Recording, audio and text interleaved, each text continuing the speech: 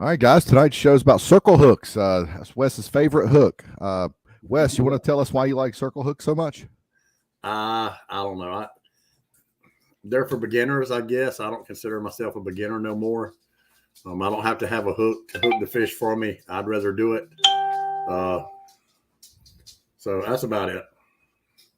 You got to be patient, Wes. You got to be patient with circle hooks. I'm just a jerker. I mean, I did it. With circle hooks, the fish have to grab it, and there's a lot going on. You got to be patient. He's got to take it into his mouth, and he's got to swallow it and let it go all the way down. All this has to happen before you do any kind of jerking or loading up.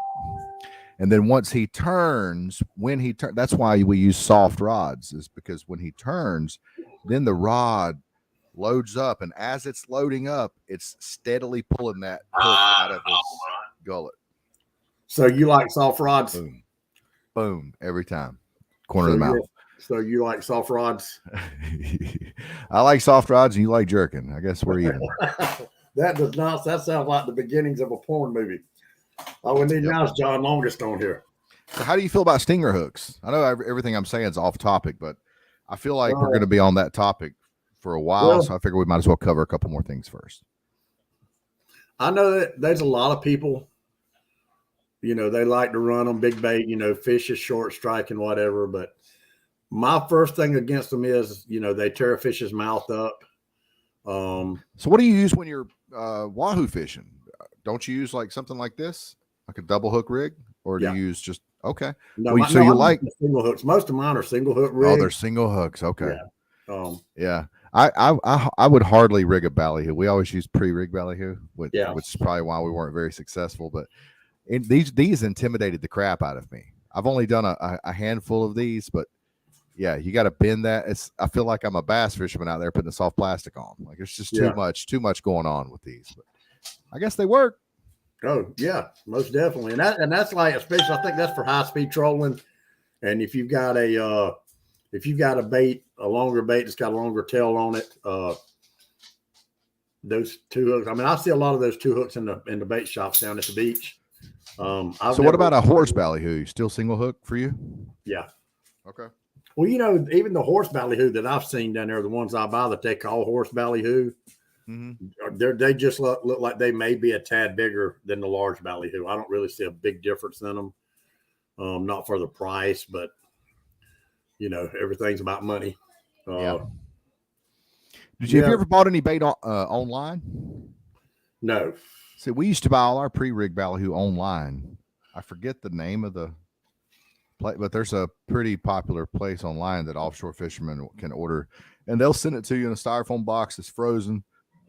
That's what we always did. We always pre-ordered ours online, but we'd buy some at tackle shops and stuff too if we needed it. But we always took a crap load of pre-rig ballyhoo, and my cousin paid for every single one of them because I told him I was not paying for pre-rig ballyhoo. I would just soon buy the ballyhoo and rig them ourselves. But he loved the pre-rig ballyhoo. Because I think the horse ballyhoo, when it comes to pre-rig ballyhoo, may be a little bigger.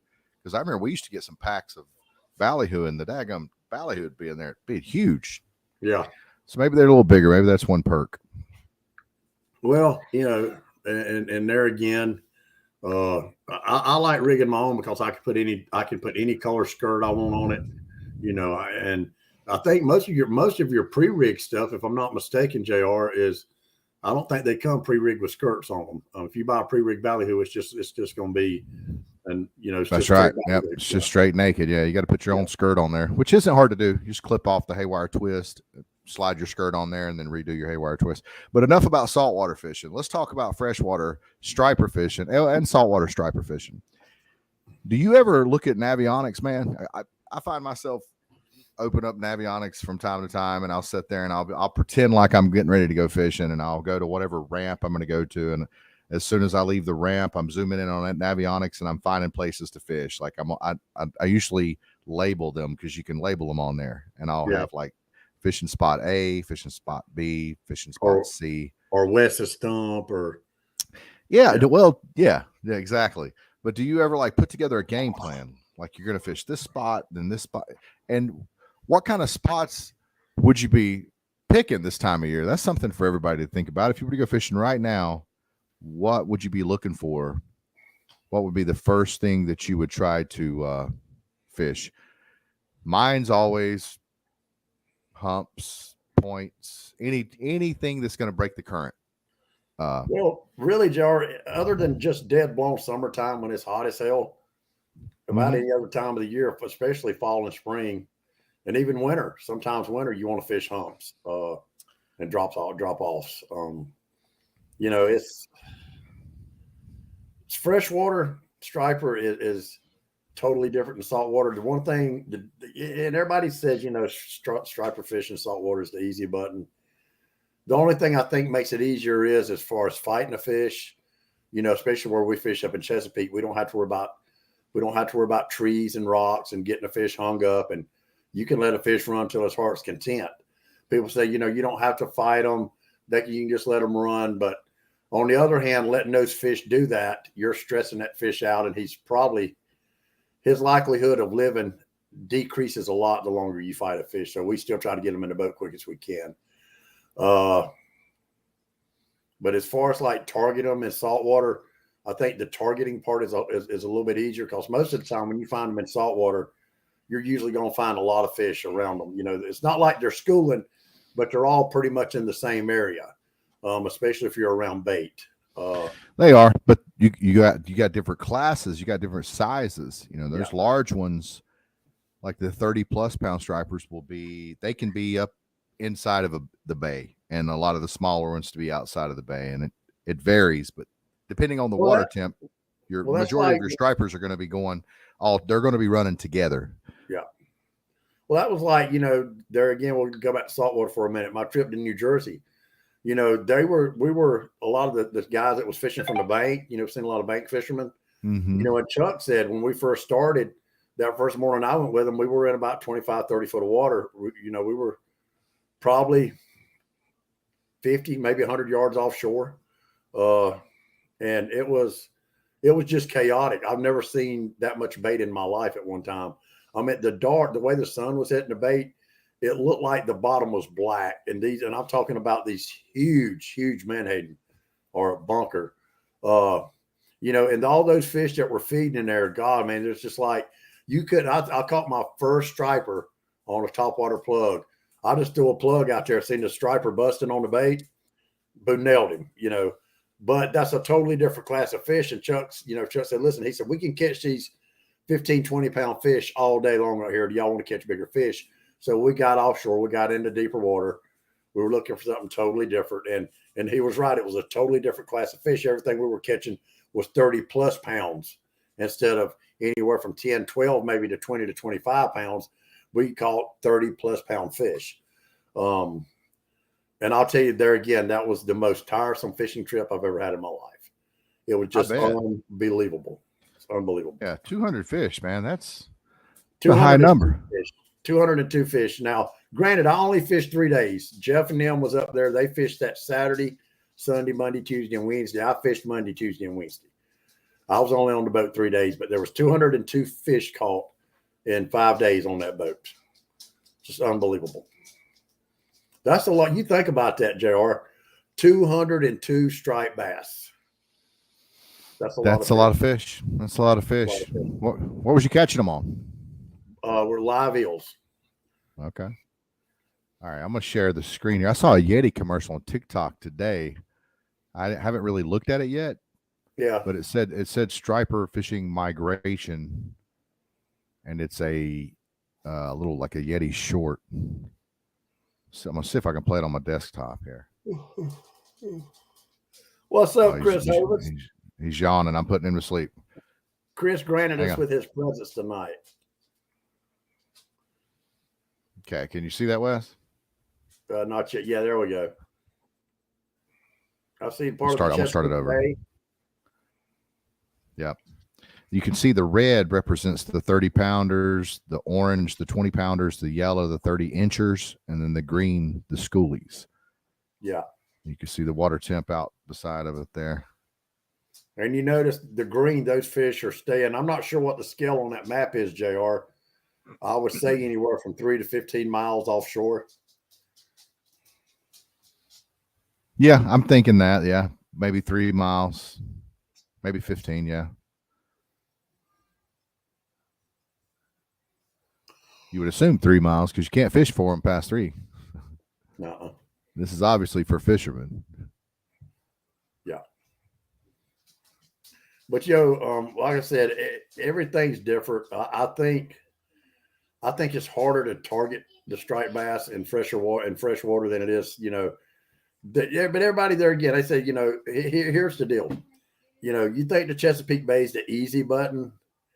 Get your boat, pull it up to the Chesapeake Bay, and go out there and fish. And maybe you'll get lucky. It's not easy as everybody thinks it is. It's a job. No, it's not. I mean, there's so much science behind fishing anywhere, like the bay. There's loads of, just like all of the science we talk about fishing freshwater, oxygen contents, dissolved oxygen, stratification, where the fish are in the summer, where they are, seasonally, their seasonal migration, why they're there, what are they feeding on while they're there, like all that stuff we've learned freshwater. We haven't put the time in to learn the ecosystem of the saltwater. We just go during prime times and we catch them, but there's science behind it. You can go and you can have a more success, even though we're all catching 30+ pound fish. You can go and catch fish.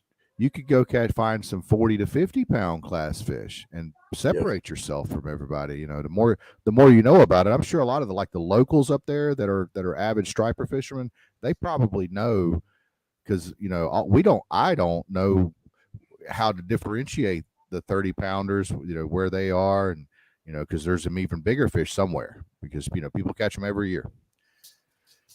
Well, so there's a lot of science, and it's complicated no matter what, freshwater or. So I saw a YouTube video about a year ago on dissolved oxygen. That was a study that DNR did on Lake Hartwell, and they were talking about dissolved oxygen at the bottom of the lake, stratification, the thermocline, the hypolimnion, epilimnion, when the fish go down and visit the hypolimnion, and they can't stay there most of the time because they love the water temp down there because it's so cold in the summertime, but there's not enough oxygen. So they'll visit the thermocline, get some oxygen, take some breaths for a little while, and then they'll go back down into the cooler water because the thermocline's too hot for them in the summertime. That's what's killing the stripers on Hartwell. Sometimes when it gets below a certain level, they die because that thermocline isn't cool enough, or was so hot. So they'll go up into like an upper 80s degree thermocline just to get the oxygen, and then they'll go back down to the hypolimnium, the bottom layer, to get the coolness that they need to survive. And what's been happening is these fish, sometimes that's why they're dying, is because, hang on, I got a chart to show you. I can show you better than I can explain it to you. All right.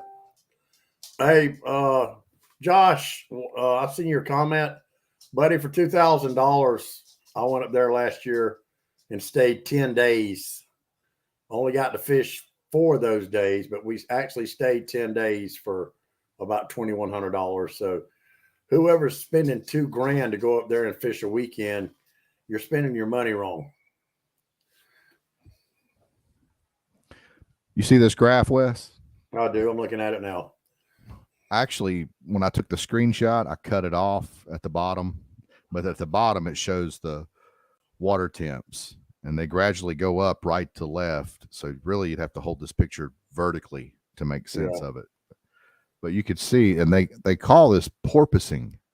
It's when the fish goes down and to that cooler 60-degree water that has nowhere near enough dissolved oxygen. They go down there because they have to have that water temps to survive. And then what happens is there's not a. I thought supposedly, though, the cooler the water, the more oxygen it's supposed to have. The hotter the water, the less oxygen. So why don't that cold water have oxygen down there? Well, you got to differentiate water, just regular lake water, depending on where it's at. If there's no stratification, like the lower end of the lake that stratifies because it's so deep, that top layer in the summertime is going to be very hot, and then the middle layer will be cooler. You could feel it with your feet when you're swimming. Yeah. Then that bottom layer will be the coolest. That's called stratification. And each layer there's 3 different layers, and each one's has more dissolved oxygen and different, more or less dissolved oxygen and different water temps each layer does. So, so if the bottom layer doesn't have the amount of oxygen, but it has the temperature, then it can swim up, as you can see on this graph, how it comes up and visits the thermocline. And then it goes back down. And the biologist on this study, he said that is called porpoising, is what they've termed the term porpoise. Oh, okay. Yeah, when they're having to do that, that's not good. And the reason the way they've tracked this and figured this out is they put trackers on these fish. Yeah, and was seeing like they would stock them in May or June, for example, and they would stock them way before that, but they would start tracking them in May or June, and they would be up at the very back of a creek. Obviously they're going to spawn, so they're at the very back of whatever creek, Cornrows or Hartwell, those creeks up there. Yeah. And as the months progressed on into summer, these fish started moving out, going down to the dam, into the deepest portion of the reservoir down there in the lower dam.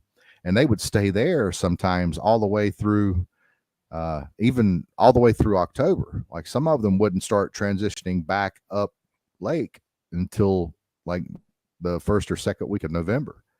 Yeah. You can go back to your thing, JR. I see what you're talking about now. We lost JR. I'm here. I just got to figure out how to get this off here. But oh yeah, Josh, I know what you're saying, buddy. It's very expensive. I tell you, the first time I went to Chesapeake Bay that I took my boat, I was really worried about going, and Chris Hovis actually called me one of the few times a little fucker ever called me. And he said, Wes, he said, take your boat up there, just pick your days. He said, it really don't matter.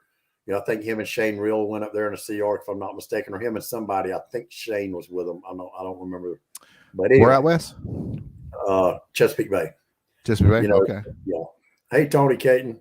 Okay. Yeah.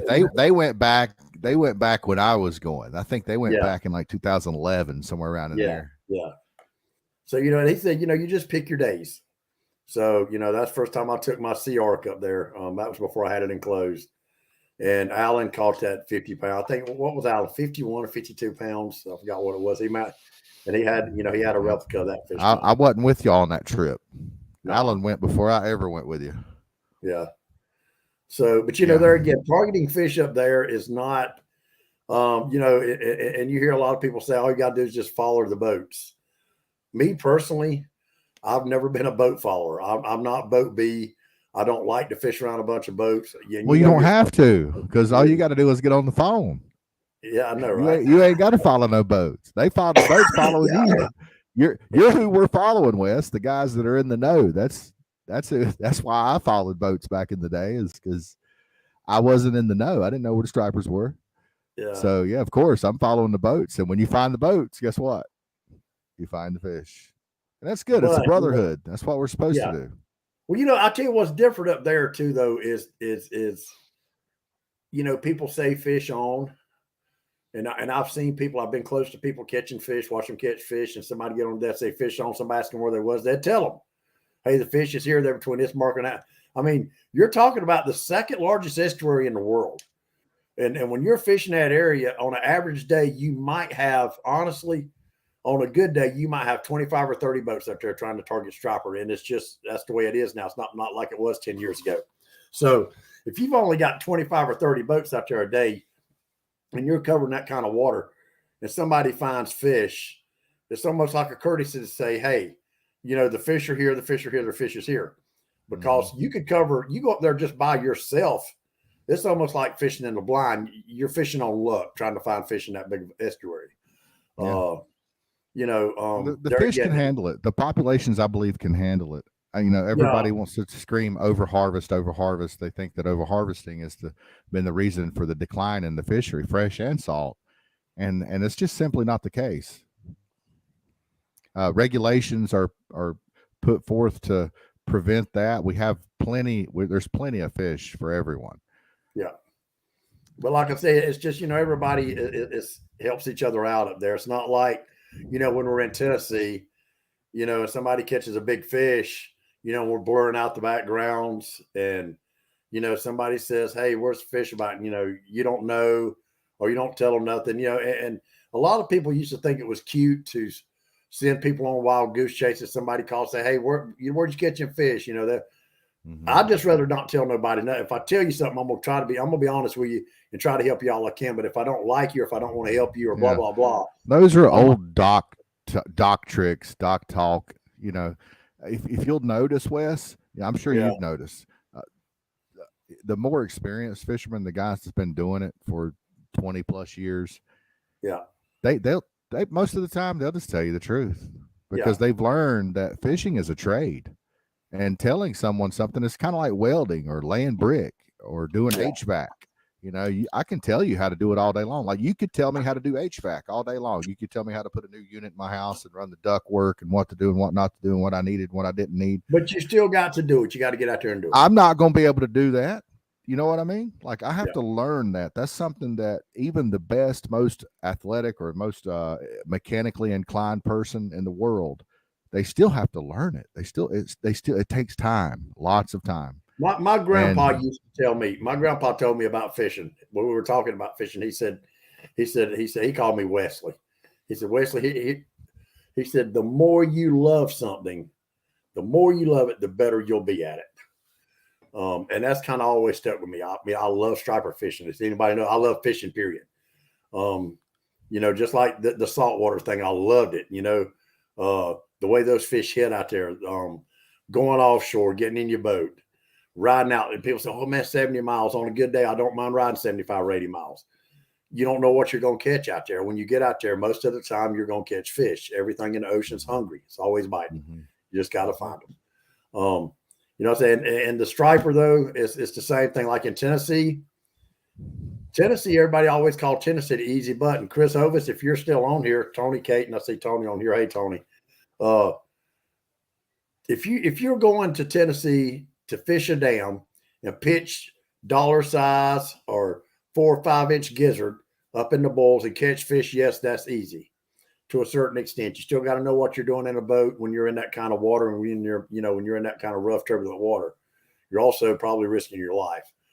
But if you're going to Tennessee to target 45, 50-pound striped bass and you think it's easy, get your boat, buy you some trout, gizzard, whatever, go catch you some skipjack and go up there and catch you a 50-pound fish if it's that easy. Most of these people that think all this stuff is easy because we catch fish, they're at home sitting on their fucking couch, and they're not going to go fishing anyway. If you told them exactly where you caught the fish, how you caught it, what time, what depth of water, what kind of bait you were using, what kind of boat you were in, what kind of rod and reel you had, they're not going to do it anyway. So it is what it is. Hey, Wes, that's a good segue into what we were talking about earlier with fish populations. Us as a fishing community, how would we contact DNR if like their new regulations weren't working?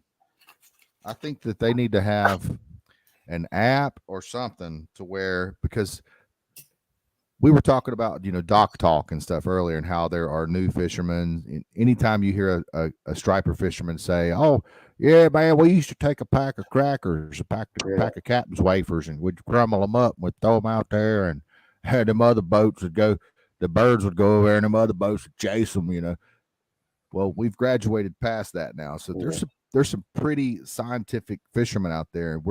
We've gathered enough data. We know when the fish are where they are and why they're there and all that stuff, and we catch a lot of fish. So why there should be something out there that we could report our findings to. Oh, hey, JR, let me answer one question on here before my comments run out. I'm sorry. Michael McPeaks, I have fished Greenwood. I've caught a few small striper on Greenwood. Greenwood, I think, is really more known for a largemouth and crappie lake. There are striped bass in it. I'm not sure anything as far as like how big a striper is caught on a regular basis. I think it's mostly party fish. What's there? There may be a few bigger striper in Greenwood. If there is, I don't hear nobody talking about it. So that could be a kept secret right there. But Anyway, I'm sorry, Gerald. Go ahead. No, I was just saying if the regulations aren't working, if they put regulations in like they did in saltwater, they stop the commercial fishermen from they can only catch once they catch a certain quota, they're done. They can't pick and choose which fish they want.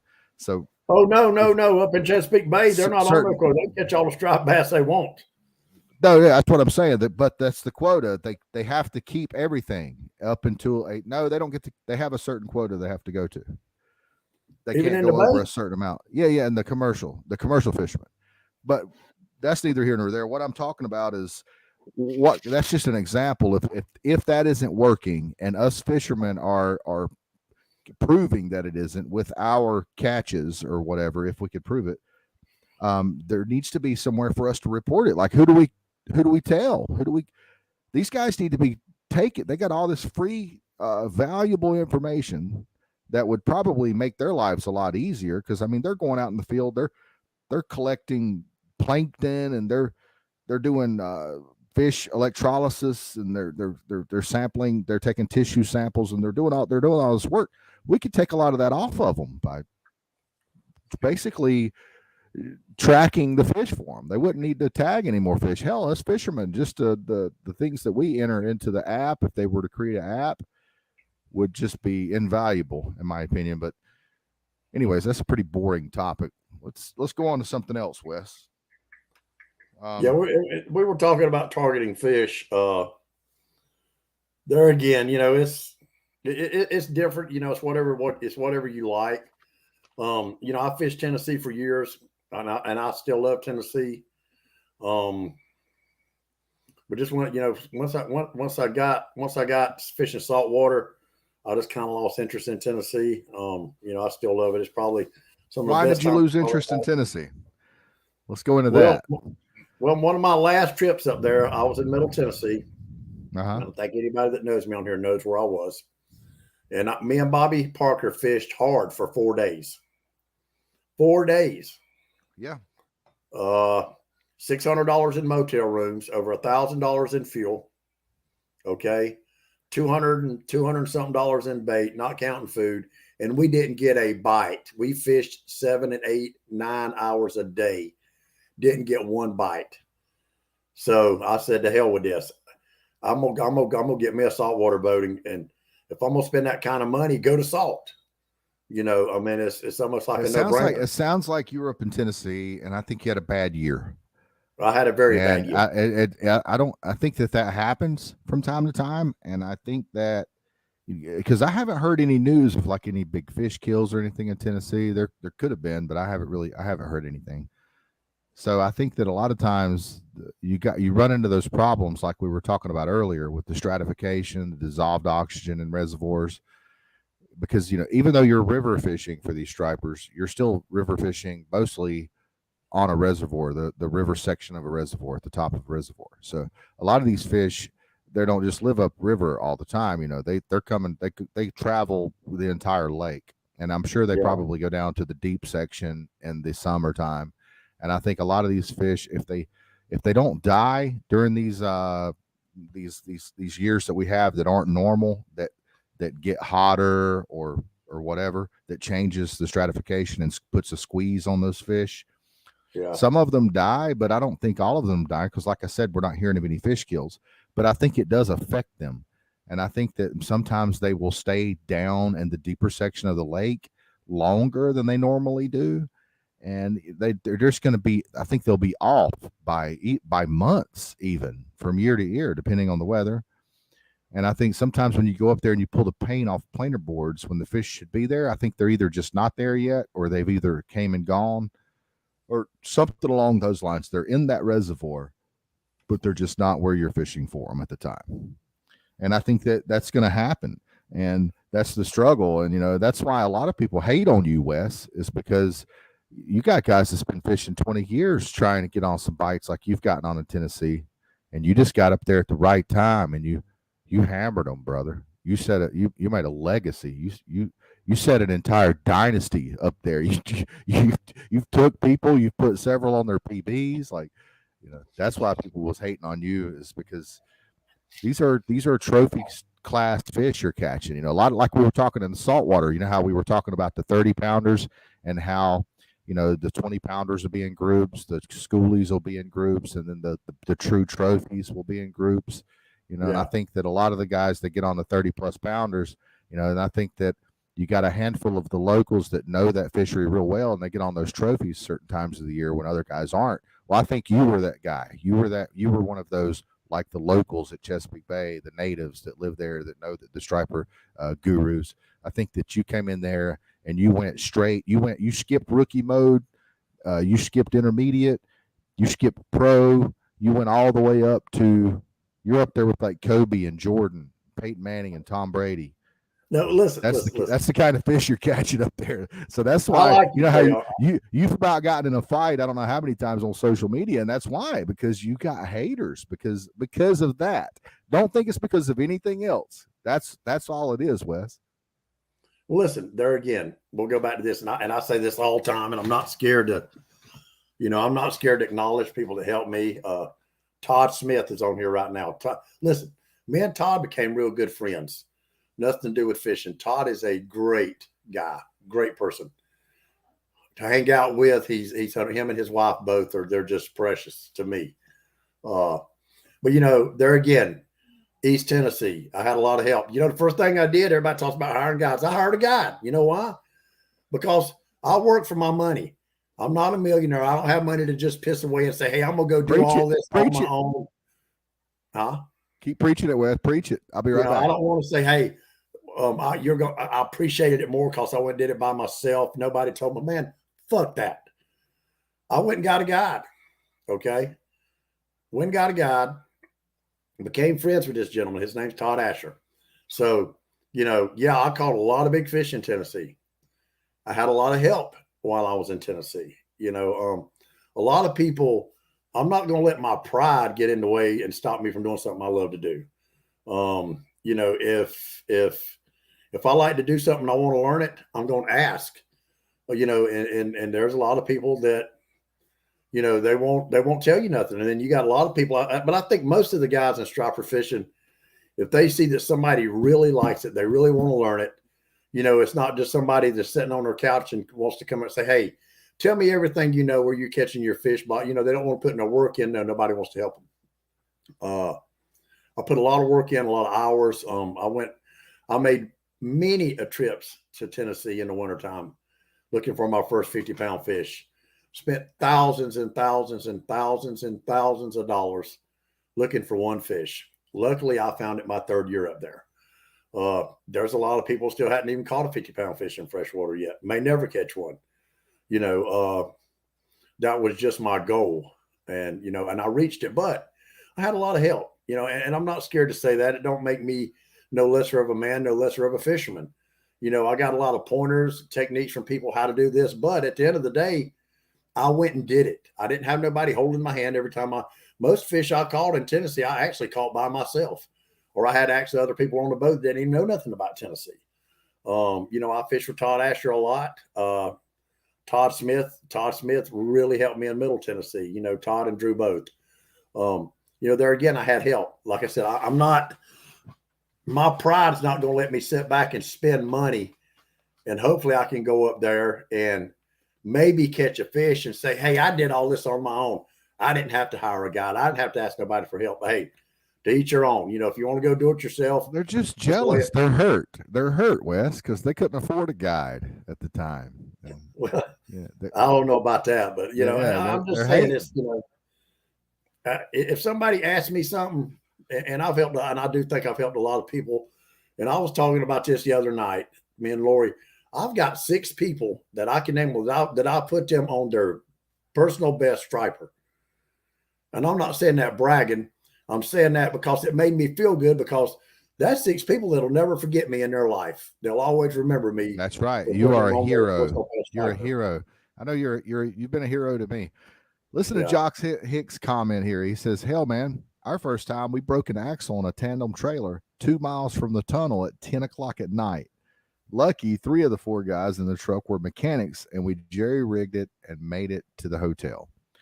How many guys? I tell you what, I can probably think of 20 different fishermen just in my area, guys that I personally know and have fished with most of them.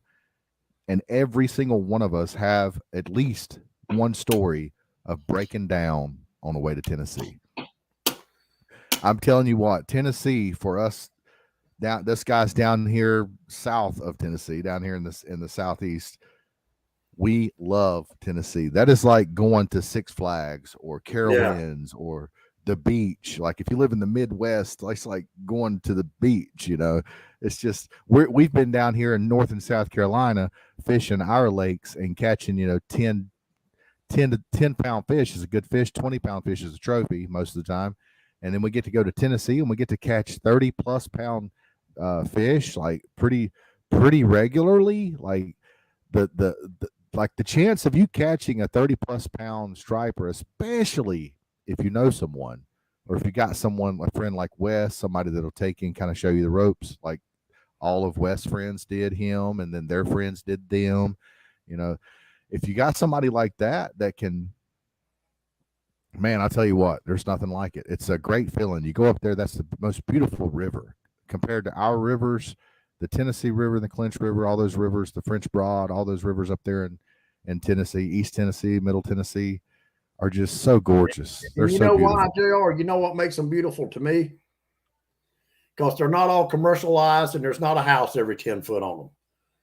I mean, you think you're in the wilderness somewhere. Really. Well, the water quality, like the clarity of the water, it's so beautiful. It's clear.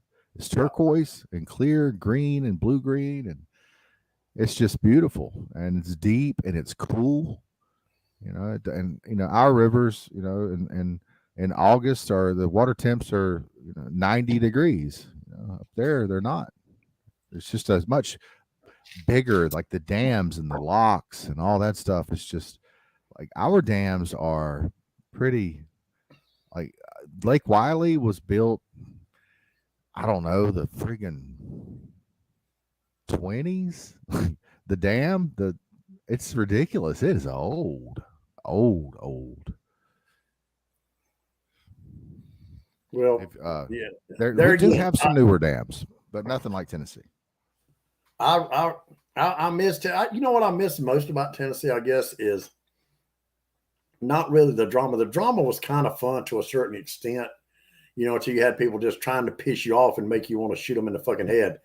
But you know, the camaraderie, everybody's, you know, when everybody's getting along, you talking about who's going to fish where. Hey, y'all see Billy Davis today? He fished such and such. Hey, y'all know, hey, where's Wes? Hey, I seen Wes up to Caney Fort this morning. Hey, Jeff. Hey, I seen Jeff Peel down by the jungle this morning. Hey, I seen such and such up there at the dam this morning catching. I mean, everybody was like, it was almost like this network of everybody wondering what everybody else is doing. It's crazy. When you remember before social media, remember before Facebook, how striper fishermen were? Before social media, I probably wouldn't be catching no fish. I can tell you how they were. We knew each other. What the whole area, like if you worked, if there was another striper fisherman that worked at your plant, I don't care if there were 3,000 employees, you knew who he was. And when y'all saw each other, there's guys at my plant that are like that. And 99% of us know each other, but there's a couple of us we've never spoken before, but we know each other as striper fishermen. And when we see each other, we look at each other and we throw our hands up like where are they at? Like, you know, or, you know, just being like smart asses, just sarcastic, you know, that's just the way it's it's like everybody thinks they know something that somebody else don't. And then social media came along and then eventually we found out we could just let all of that crap talking and not animosity really, but camaraderie out, and we just started butting heads. And then you know how text, anytime you're commenting in a comment section, you know, it's hard to keep context. So, you know, you get a lot of guys that it sounds like they're being, you know, mean, and then, you know, you take it as they're serious, and when they're really just messing, and then things get out of hand, and, you know, we go through all that when it comes to social media. Well, like I said, I miss my friends up there. I mean, like I was saying earlier, I don't know if you could hear because your screen, you was off screen, but there's a part of fishing. Say for instance, when I was fishing Tennessee, I would go up on a Wednesday and my schedule was I'd like to go up early Thursday morning and I'd fish Thursday, Friday, Saturday, come home Sunday. Well, that Wednesday, I've got to make a trip to Brevard, North Carolina, carrying a bait tank up there and keeping anywhere from 30 to 40 trout alive in a bait tank, icing them down, keeping check on them. Then I've got to come back home. I've got to hook a boat up. And I've got to drag a boat up to East Tennessee or Middle Tennessee, which mostly was Middle Tennessee when I'm fishing with trout. And you're talking about a 5-hour ride to Middle Tennessee from my house, a 3.5-hour ride to East Tennessee from my house.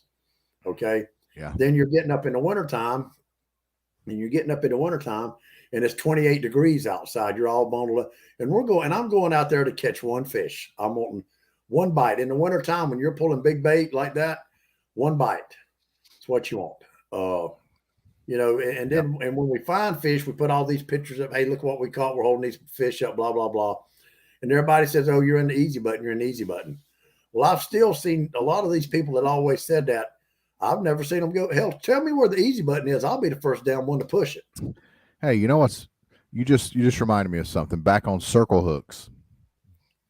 You were talking about pulling big baits and the fact that most of your striper fishing has been big baits. It's no wonder you don't like circle hooks.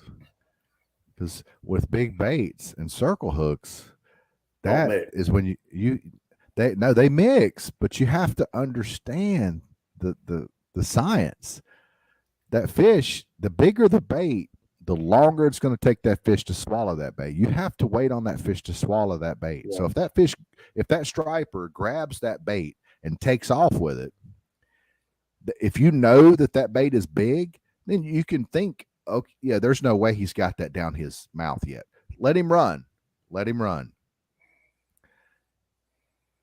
Give him, I don't know how, you have to think about this stuff on the fly. However much he's running drag, however big you think he is how long you should let him run. Because if he's huge, he can get a 14-inch bait down pretty quick if he's huge. If he's a 40+ pound striper, he's going to take that 14-inch bait. He's going to have it down in his stomach in a matter of seconds. But if it's let's say it's a 25-pound striper, it might take him 30 seconds. You might have to give him 15, 20 seconds to run on that circle hook before you load that rod up. Because once you load that rod up, then that means you think the bait is in that fish's belly. If you don't think that bait is in that fish's belly yet, then you don't load the rod up, because it has to be, for it to have maximum efficiency, it has to be in that fish's belly. And when you load that rod up, it pulls it out of that steadily now. It doesn't jerk it. It doesn't take too long. That's why a soft rod is awesome, because it loads it up and it gives it the most consistent pull out of that fish's gullet. So once that fish rod loads up, it starts to come out, and then it goes all the way out of its mouth, boom, in the corner of the mouth. And the reason the bait's never on the hook is because as it comes through that, you know how you look down on a striper's mouth, it almost looks like an anus. You know how it's tight. You know, it has to open up.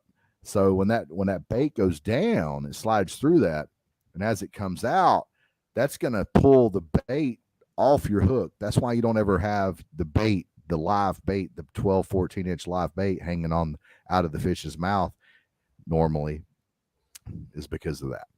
Okay, so that's enough on circle. Speaking of that there, JR, we had a lot, there again, 200 plus fish. We had a lot of fish swallowing the eels.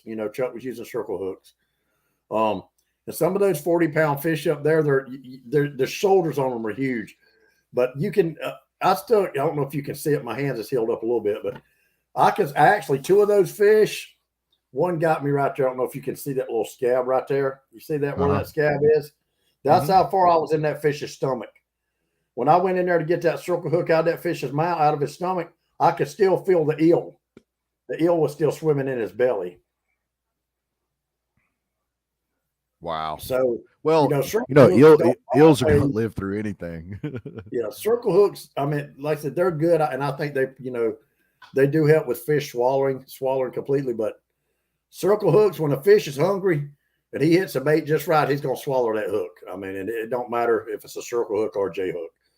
The only thing I don't like about a circle hook is when they do swallow, it's a lot harder to get out than a J hook is, because it's got that extra turn on it. So you got to, it's almost like you got to just be at the right angle to make the part of the top of the hook to get it out. That's my biggest thing against circle hooks is if they swallow, they're a whole lot harder to get out. And Teresa Lowe Not if they says, swallow, but if the hook actually catches the fish in the stomach, which does happen. Oh, it happened a lot up there. But there again, you're talking about 200 plus fish. Teresa Lowe says, I live on the Clinch River. I've lived on the Clinch River for 53 years, and I got to work my ass off to catch a good striper. Ain't no easy button. That would be correct. You know, and there again, that goes to a lot of luck. I've really been lucky in fishing. I've been lucky for the fact to be able to do what I do, to kind of make the money, to be able to afford to do what I do and still take care of my family. Being lucky to have friends to help me be able to catch those fish. So fishing is a lot of luck. Josh Hicks said, off the striper subject, but did you see they released the King Cat tournament schedule for 2024? What do you think about it? I saw where Dieter made a post, and I just shared it. And as you can see, they saved the best lake for last. What state's it in? Let's see, Santee Cooper, South Carolina. There you go. But there's a lot of interesting comments on that post. I know one guy said that you got to have your daddy's money. And did you read that comment, Wes? I can't remember exactly what he said. No, I seen the post, but I didn't read all of it, buddy. Scott Perry said you'd have to have daddy's checkbook and no job to fish that trail. That's a lot. Hey, that's a lot of lakes to travel around. There's a lot of truth to that, but I tell you what, this goes to show where cat fishermen's where they are on the integrity scale. We're pretty high up. Look how loyal. I mean, this is a huge tournament trail. The King Cat tournament trail is, I don't know, is it the biggest? I think it's the biggest trail in the catfishing industry. And look at all they got: Pickwick, Wilson Lakes, Big Sandy, Kentucky Lake, Watts Bar, Cumberland River, Mississippi River, Red River, Ohio River, Carlisle Lake, Lake Erie, Kanawha River, Three Rivers, Cumberland River, Wheeler Lake, Mississippi River, Smith Mountain Lake. So I mean, they're going Virginia, Alabama, Tennessee. You'd have to. It would require hundreds of thousands of dollars to fish that trail if you fished every Think about the gas, the hotel rooms, and hundreds and of you'd have thousands to. of dollars. What does each tournament pay out? Like you would have to win. You'd have to be. You'd have to win every one of them to get any money back. Mm-hmm. So it's a testament to how loyal cat fishermen are. You could tell that these guys just love it. They're not doing it for the money. They just love it. That's one thing I like about this industry is you got a lot more selfless. Seems like you have a lot more selfless people, because I swear I think a lot of your bass fishermen are in it for the money. JR, if they're not doing that for the money, then they got to have mom and daddy's checkbook to fish that many lakes that far apart. Well, if you'll notice, you'll see a lot of guys. You're right. There'll be a lot of guys, not daddy's checkbook, but their own checkbook. A lot of guys have businesses, or either their spouse has a business, and so they're not hurting for money. They pretty much get to do what they want. So there are a lot of guys like that, but you do have a handful of just hungry guys that are just to have faith in the industry and just are trying to make it big, trying to turn it into something, and just doing it. There's a handful of guys that are out there just now. Who sponsors that tournament? Is that Cabela's? I don't think they're actually I think they. I thought Cabela's was the King Cat, or what is Cabela's tournament called? They don't put it on. You know what I mean? Like I don't think Cabela's actually puts. I think it's private. It's a handful of guys. I'm not sure. Well, I'm it not used sure, to be but Cabela's. Yeah, Josh Hick said it used to be. He said it's no longer Cabela's, but it used to be Cabela's King but it Cats. used to, but it Yeah. was never like put on by Cabela's. Like Yeah, it was. Yeah, it was. well, they called it the Cabela's King Cat tournament. They called it that. It was called that, and Cabela's, they did have something to do with it, but it wasn't ran by Cabela's. Like it was still some independent guys started it, and they somehow got Cabela's to sponsor it in some form or fashion. But yeah, it wasn't what you think. But I think that's got a lot to do. I think that's a big reason for their success is they were able to use Cabela's name in it. Yeah. And I think that's kind of it's what, because you got a lot. So you got a lot of people that probably are getting in it thinking it's something big, something more than what it is. And it's basically from what I've heard, it's just a very well ran coffee can. But I mean, there's hundreds of boats. So that's a big ass coffee can traveling with that many states. yeah, I mean that's you run into that. You run into that if you find out that you get lucky or you're good at marketing, like the HSBC, the Hybrid Striped Bass Tournament. What happened with that was, and I think this is just me guessing, speculating, and I could be wrong. And Trevor or Peter can correct me if I'm wrong. But I think that they started this little coffee can thing and called it the Striped Bass Challenge, this Hybrid Striped Bass Challenge. They kind of named it after a pretty big tournament in the region.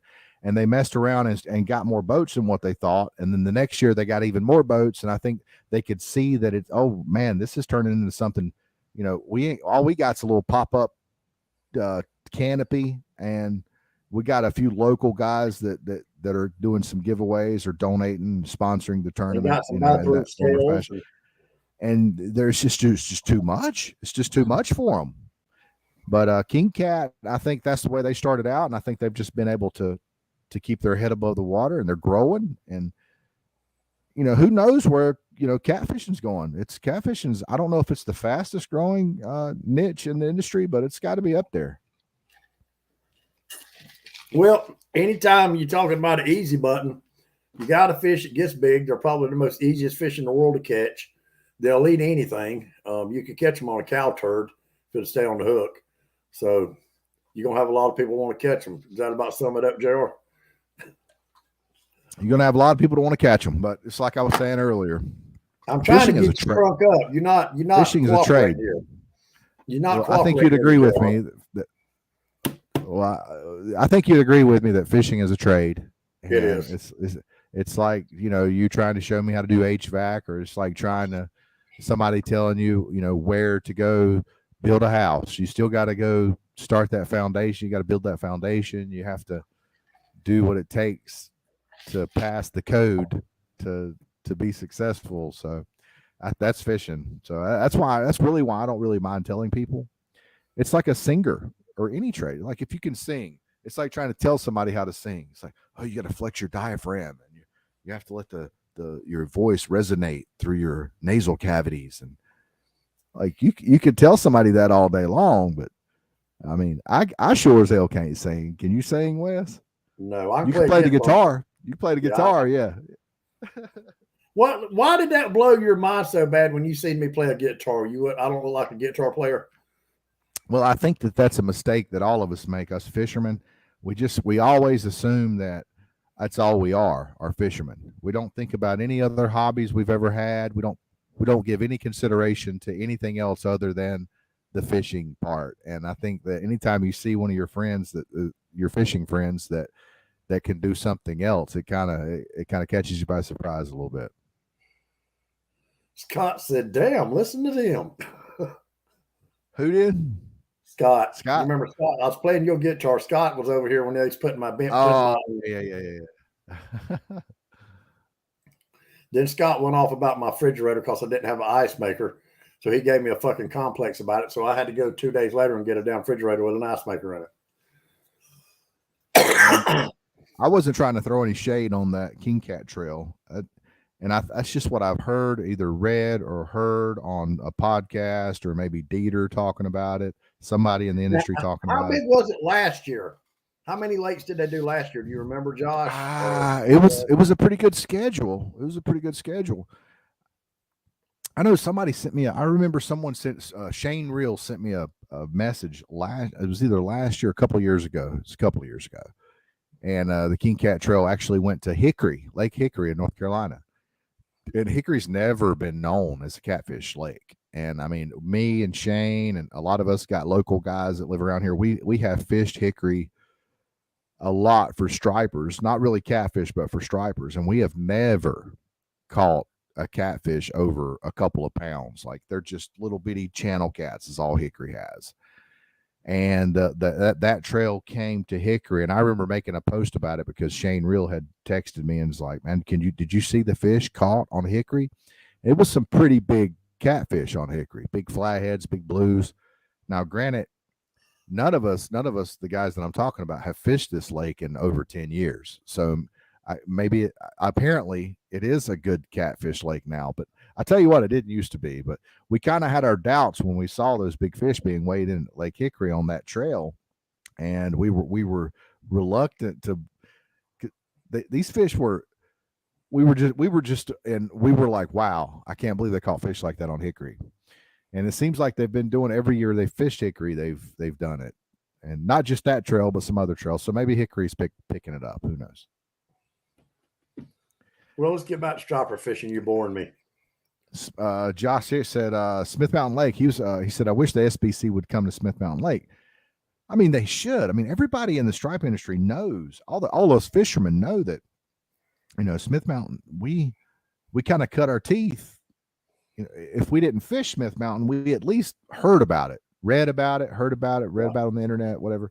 Everybody knows about Smith Mountain Lake. And, I've looked into Smith Mountain a lot.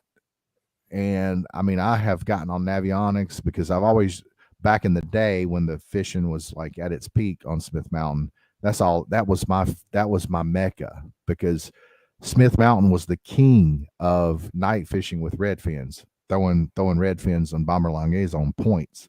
Smith Mountain was the king of that in the Southeast. So I always dreamed of going to Smith Mountain. So I've looked at it a million times. Smith Mountain Lake within Virginia. Yes. What am I thinking about? In wait a minute, Lanier. Lanier's in Georgia. Yeah, Smith Mountain is in Virginia. Yeah. You're correct. You're right. I was getting confused. I always got Smith Mountain in Virginia and Lanier in Georgia. I always got those two lakes confused. Now, Lanier, I am referring to Smith Mountain. Lake Lanier used to be a beast of a striper lake, and it just got fished hard. I want to say Lanier is the biggest lake in Georgia. I know Lake Norman is our biggest lake in North Carolina. What was that show on Netflix? There was a show on Netflix I watched that was filmed on Lanier. Damn, I can't think of the name of it. Now help me out, Josh. Was that one with the Carolina skiff in it? No, that's Outer Banks. Outer Banks. This was about this guy. He was an accountant, and he became an accountant for the mafia. He had to filter all shit. Oh, hold on now. Hey, baby. What was the name of that show I watched on Netflix with the account? He's going to ask Lori what the name of the show was.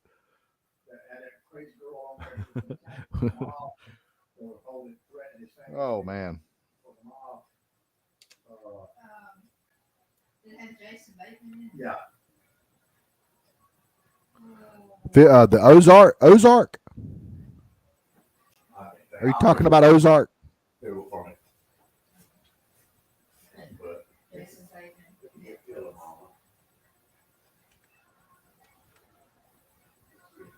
I think he's talking about Ozark. It's a good show. Thank you, buddy. Anyways, it's. Hey, Junior. Yes, sir. The movie was Ozark.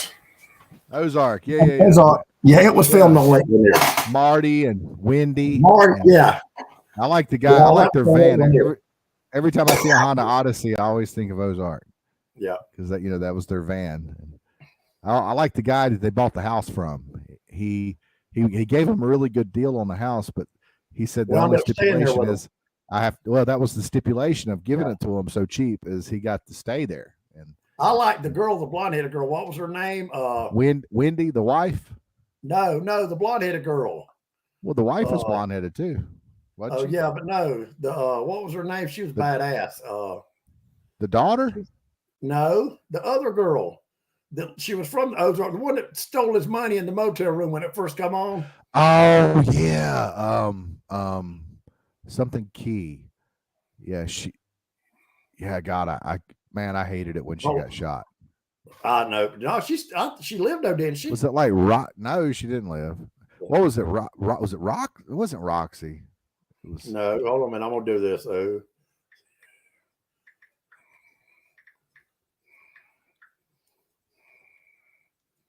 Her name was Ruth. Ruth. Yeah. Julia I love Garner. her. I love I her. loved her character in it. I liked her brother too, and I liked when Yeah. their dad. I liked when his dad sung that Nirvana. Yeah. On the acoustic. Oh Yeah, my that was God, badass. dude, that was you can actually, that's on TikTok and YouTube. You can go watch that listen to it. That's a hell of a cover. Yeah. That whole show was good. I'll tell you another show. Since we're talking about movies on Netflix, one of the best series I ever watched, and it ended so fucked up, was a show called Your Honor on Paramount with the guy that played in Breaking Bad. Yeah, the main character of Breaking Bad, or the the older guy or the younger guy. His name, one that wore glasses. I know you're talking about. Anyway, he played in it, and long story short, this guy, what he was, there was a mafia guy in Louisiana. He was like the biggest mafia guy, head of the mafia in Louisiana. Well, he buys his son a motorcycle. Well, his son's riding a motorcycle, and the guy he's a judge. This guy's a judge. Well, his son was having a seizure in a car. And while he had the seizure, he was trying to get down to his pills to take one of his pills, and he hit this mafia guy's son on a motorcycle and killed him. Well, he didn't know it at the time who he was, who he killed, and he told his dad about it. So his dad said, "We're going to go to the sheriff's office, and we're going to turn you, we're going to turn yourself in. I'll be there with you, blah, blah, blah." So when they get to the sheriff's office, come to find out, he sees that guy standing there, and they're talking about his son getting killed on a motorcycle. He said, "Oh, shit. My son just killed the biggest mafia guy in Louisiana." So he couldn't let him turn himself in because he knew they'd kill him. Yeah, I did watch that. Dude, and it ended so fucked up, man. So old Pete said, "Damn, come on here," and they talking about TV shows and not fishing. You're obviously watching the show, Pete, because we've transitioned twice to different subjects, and both times right at the transition you've commented. So you're watching the show. Don't act like you're not watching. You're just kind of tuning in from time to time. You're watching. We know you are. Yeah.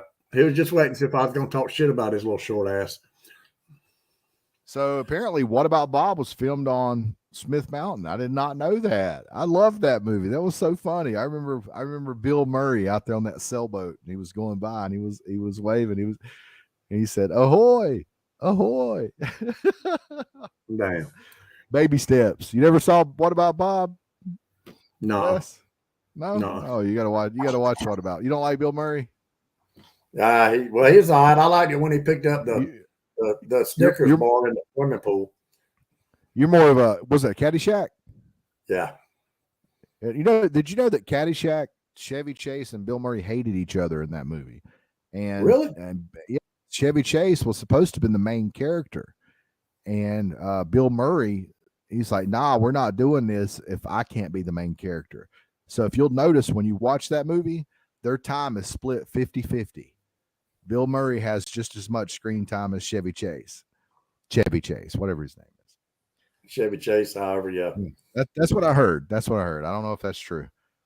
Well, I'll tell you, the best series that I've seen, other than Yellowstone, is hard to beat, but The Blacklist on Netflix.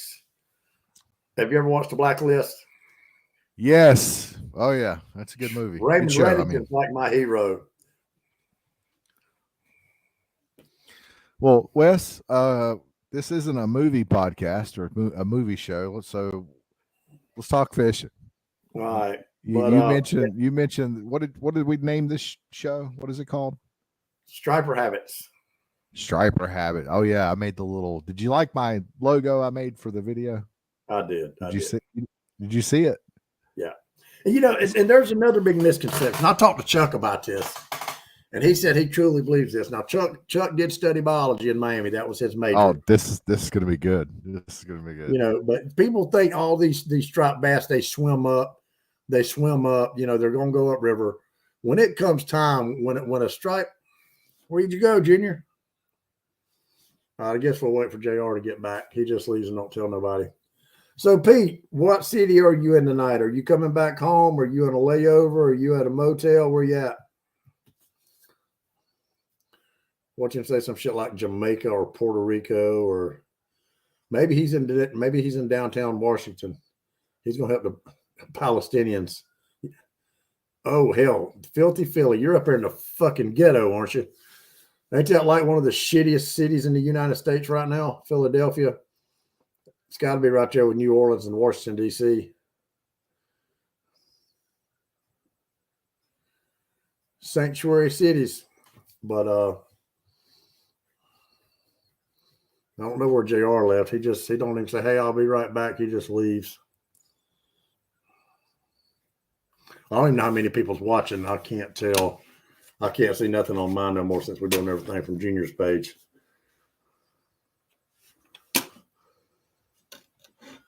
But anyway. JR, where you at? Pete, I seen on the North Carolina offshore page and the South Carolina offshore page, a lot of people's going fishing tomorrow. It's really going to be nice. And actually, Thursday looks better than tomorrow does by fish weather. But I have got a lot of work now. If I wasn't working, I'd be down there tomorrow going out. But work calls. I got to work so I can fish. JR, where did you go?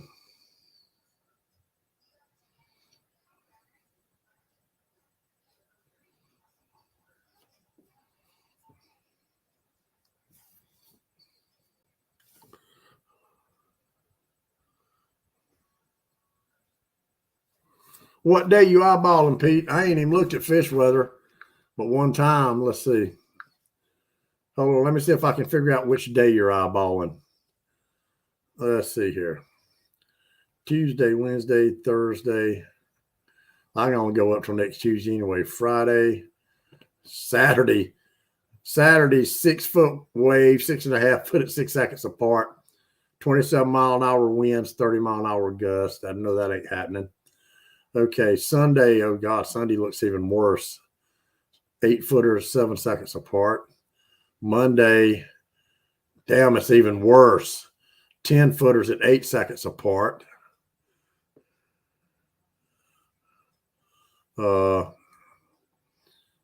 Pete, I don't know how far you can see, buddy, but I'm already right up to Wednesday. And you still got next Wednesday at 6 a.m., you got 25-mile-an-hour winds. So I don't know what day you're looking at or how far you can go ahead next week, but it looks like the closest day I can't see the wave height right now is Friday. Next Friday, I'm just showing 4 and 5 mile-an-hour winds. That's of right now, but that's going to change 100 times. But I'll tell you, after Thursday, let's see, after Tuesday, Wednesday, let's see what Thursday looked like. Maybe Wednesday was the best. Yeah, Thursday looks like the best day. 2.5 footers at 9 seconds apart. And Friday, it's going to go all to hell from there. Friday, Saturday, Sunday, Monday, Tuesday, and Wednesday is all 30-plus mile-an-hour winds every day. So anyway.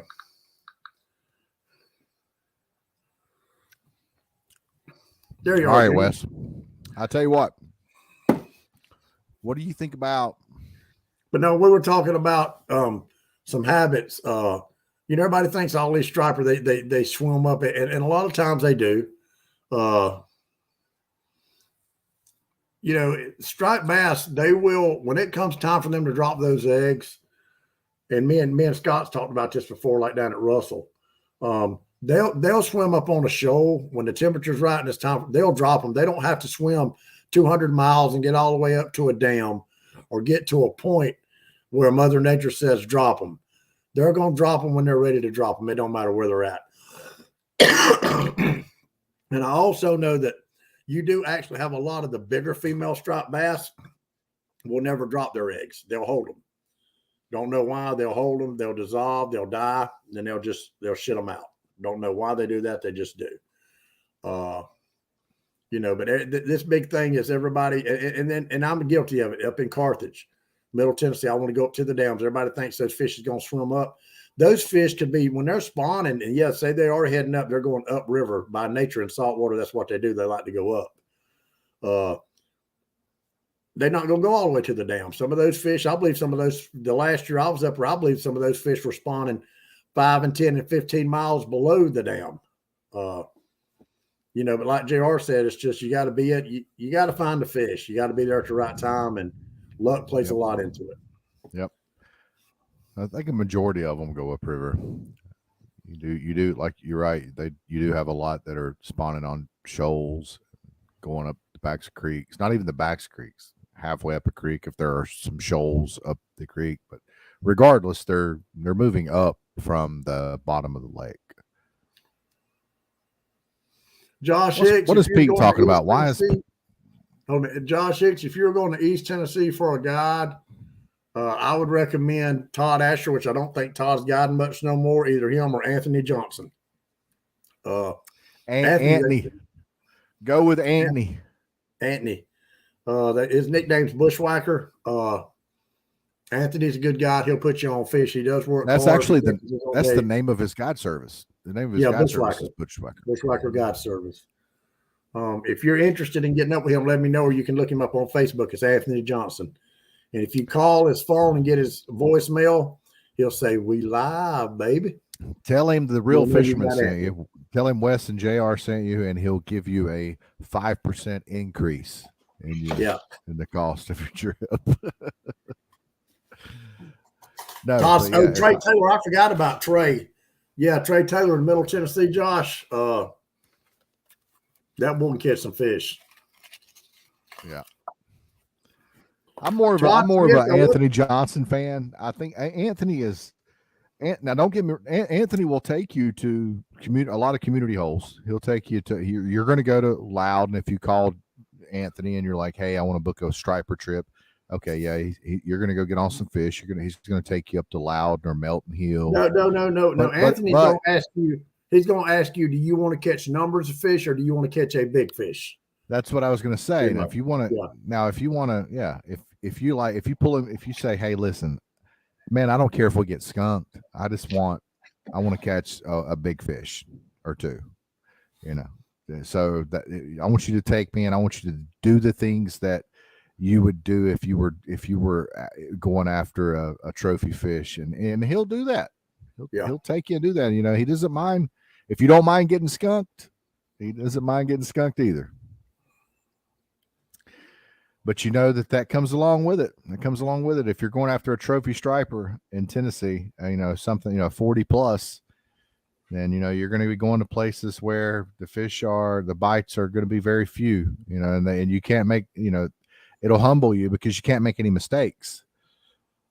I've been up there. I've taken a guy up there before that had never been, and he high sticked the fish and lost the fish. It was one bite. It could have been a 40 plus for him, and he made a slight error. So you got to be on your game. You don't want to invest all that money and paying Anthony to take you and try to put you on a big fish, and then you finally get that bite and you mess it up.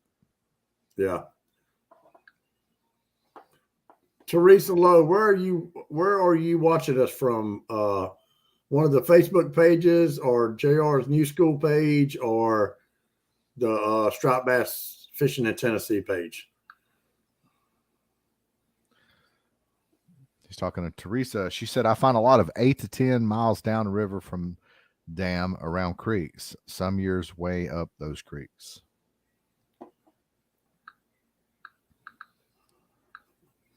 Yeah, I think a lot of those fish, they don't never go all the way up to spawn. They'll drop when it comes time for when Mother Nature tells them to drop them. They'll pull up on a shoal somewhere and let them go. And if that's not the case, what are you saying? Then these fish are going to swim till they get up to a dam and just can't swim no more, and they just stay there at that dam and drop their eggs. No, I don't think it works like that at all. Hey, Josh, he says he lives on Smith Mountain. He said he can go out and catch numbers anytime. he says he wants to learn Tennessee. Well, Josh, how long have you been living on Smith Mountain? Do you remember back in the heyday when guys were going out there and doing good on points at night with red fins, catching good fish? Is it still like that? Can you still do that? I've always wanted to do that. Another place that I've always wanted to fish, Wes, is something you and I should do. And, it would require a boat like that you sold, your Grizzly, but I always wanted to fish the Cumberland. I fished the Cumberland. JR, I fished the Cumberland in the boat I've got now. No, not the Cumberland in Tennessee. I'm talking about maybe it's not called the Cumberland. The CO South Carolina. Okay, Cooper you got River? the big. No, you got River? big. No, okay, you got the Big Sluda and Little Sluda on Murray, right? Uh-huh. Okay, this Congaree. Oh yeah, I couldn't fish the Congaree in my big boat. Yeah, But I'll tell you another river we have in South Carolina. I don't know what the striper population is in it, if any. But a lot of people don't mention this river a lot. But the big PD and little PD rivers are beautiful rivers, and in my understanding, they're loaded with big catfish. You just don't hear a lot about them. Have you ever heard of the PD River? yes, yeah. It Yes. goes down into South Carolina. You pass over it a couple times going to the beach. I do. I've always wanted to fish it. I just anytime I go over it, I'm on my way to the beach every time I go over it. And I'm like, I don't have time to fish it. But one of these days I would like, because you see people even when you pass over it, there's usually a car there pulled off the side of the road. Somebody's down there bank fishing under the bridge there. So Teresa Lowe, if you say in Oak Ridge, if you live in Oak Ridge, Tennessee, I'm gonna take it that you live on Melton Hill or somewhere around Melton Hill Lake. I tell you, Melton Hill is one of the hardest lakes in the world to striper fish. If you want a trophy fish, if you want a big fish, that's where I would fish. But you'll get your feelings hurt and your ass handed to you up there in a minute. I mean, there's a lot of big fish in that lake. No, I'm sorry, I take that back. There's a few big fish in that lake, but I've never caught a striped bass under 40 pounds in Melton Hill. I've caught 3 fish in that lake, and they were all over 40 pounds.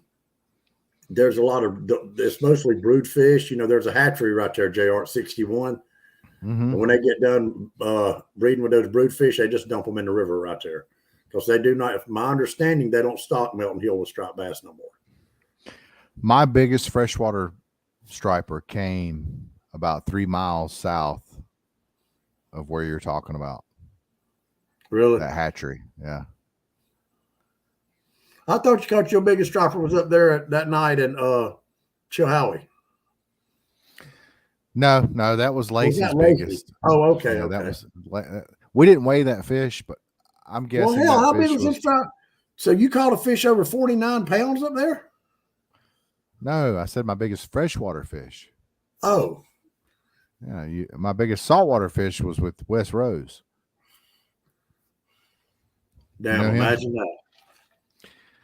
Yeah, but my biggest freshwater fish was with Drew Rankin. So both my saltwater and freshwater, after fishing hardcore, traveling, spending thousands and thousands and thousands and thousands of dollars and a decade of my life targeting striper by myself every time, my biggest freshwater and my biggest saltwater have both came on someone else's boat. One, like I said, it's was all Wes about him. Rose.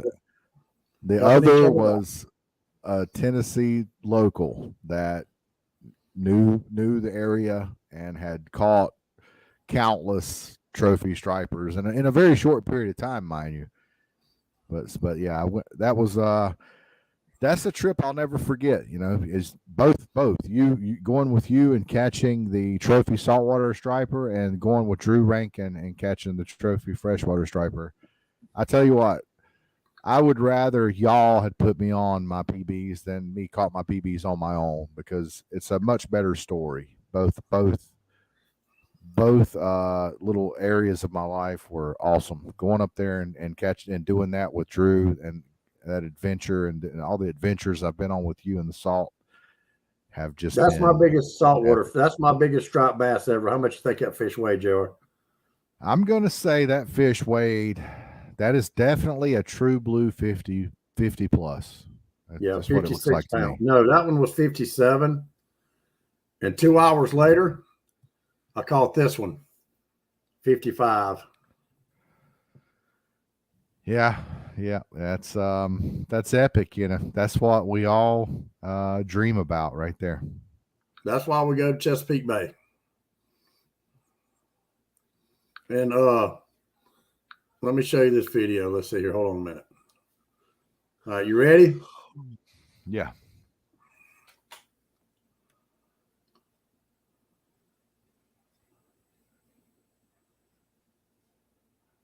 Got him. What size net's that, Wes? It was 8 foot 3/8 ounce. Okay, 8 foot 3/8. Yeah, that's a very common size. I have an 8 foot 3/8, and that net for you to be able to toss it like that, because I can open up an 8 foot pretty good. I can pancake an 8 foot probably 7 out of 10 times. I'm decent. I'm no Shane Reel, but I'm decent. But when I do that, I'm doing it right off the boat. I can't throw. Yeah. You threw that thing. It looks like you threw that thing out there about 10 feet at least, 10, 12 feet. Yeah. I can do that with a 4 foot net, a very small net. I can throw it out there the length of the line. If it's 25 foot line, I can throw it out there 25 feet and spread it if it's a 4 foot. But an 8 foot, a 6 foot, I can't really. I could probably throw 6, maybe 10 feet. But you threw that thing out there. Watch this. Watch how it spreads. That's I'm an trying to 8 do foot it. net. Yeah. And you're not just tossing it right off the edge of the pier. You're tossing it out there. That thing's going out there a good 10 feet, 12 feet, and you're still getting spread. That's pretty good. That's better than I could do. I can open it up like that right off the dock, but I can't get it to open up like that, slinging it like that far. That's pretty good. Well, the way I loaded it up, the guy showed me the way I loaded it up. You know, you get about it's a little bit heavier, a little bit harder on your right arm, but when you throw it loaded up like that, it just spreads out a whole lot better than trying to throw it on your shoulder and hold some of it in your mouth. And I mean, it's just a totally different way. He showed me how to load I'm a mouth guy. So I've been doing the mouth thing for about 15, 20 years now, and I'm not changing. I'm a lifer. So, I mean, I can open it, and I'm pretty good. I can do it well enough. I've never had a problem catching bait because my net wasn't opening. You know what I mean? So, yeah. Josh, that was just this past weekend. But if you're talking about me throwing the net, that was just a Saturday. That was down at my marina where I keep my offshore boat. Well, nobody can talk crap about you not being able to throw a net now. You got proof. That's right. You got video proof. You ready to go catch some daggone bait now, baby? That's right. Well, of course, I had a few people message me and tell me, oh, no, that striper was last year, Josh, at Chesapeake Bay. Now, I had a few people tell me, I needed a bigger net. I needed a heavier net. And, it's 8 foot is plenty. If I can't catch bait with an 8 foot net, fuck them. I don't want them. You got a lot of guys that brag and say, I throw a 12 footer, I throw a 10 footer, but I mean, really 8 foot's plenty. If I can't catch a fish if I can't catch bait with an 8 foot net, I'll buy it. The only difference is, how you slung that thing out there 10, 12 foot. The only difference in like a 10 footer or a 12 foot net is you just won't be able to throw it as far. You won't be able to sling it out there. You'll have to open it up like right off the gunnel. Well, look here. Well, look at them biceps and try. Look at that muscle right there. Them biceps and triceps. It's not about strength. It's about like your ability to open the net. It's not about strength. Yeah, I can sling a net a long ways, but it ain't gonna open. It's just slinging it and get it to open. Yeah. That's the trick. All right, JR. Well, I'm going to go in here and lay down, but I got a long day. I've got a job to install tomorrow, but I can't even start installing it till 4 o'clock. So I'm probably all right, Wes. Home, but well, it's been a good show, guys, and hey, good luck. It's April. It's November about said it was April. It's November the 7th. Go out there and if you're on a reservoir down here in the southeast, find a creek that's midway up the reservoir and just hit the mouth of that creek, fish all the way to the back, the middle, find the humps, the points, find the fish. They're gonna be in there somewhere. And, then I'll give you a hint too. The best one I can give you when it gets cold, if you really like the cold water striper fish, which I loved it. And I don't care for the cold weather as much no more. It really didn't bother me. But if you get in the back of these creeks on the cold mornings when the water, especially when the water gets below 50 degrees, if you pull in planer boards, you're going to cut bait, however you want to fish. Always fish the bank that the sun's shining on first, because those fish will stay in that warmer water. And water is going to warm up quicker where the sun's hitting it. And if you can find some dingy water, the dingier the water, the quicker that water will warm up. So, all right, guys, that's good advice. We'll see you next week on the Real Fisherman Show. Good night, Wes. Good night, Junior. Good night, everybody.